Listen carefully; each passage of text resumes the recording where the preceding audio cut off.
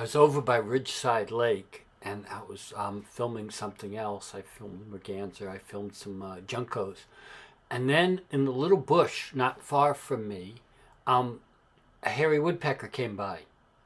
And usually woodpeckers come, you get some film, and they're gone. And and among the branches, it was hard. I got a lot of footage, but most of it was very blurry because it took a long time before the camera could figure out how to get a picture of the woodpecker in among all the bushes and the branches. But eventually I got some amazing footage, and sorry for it so long, but here you got a little over 3.5 minutes following this one hairy woodpecker as it goes up and down this bush. One of the things I learned is that they tend to go to old branches that are dead or rotten or something, because that seems to be where they get the most food, and it is where there's more food.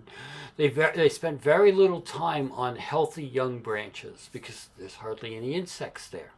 So I've never watched that carefully for this long with this kind of woodpecker. So enjoy.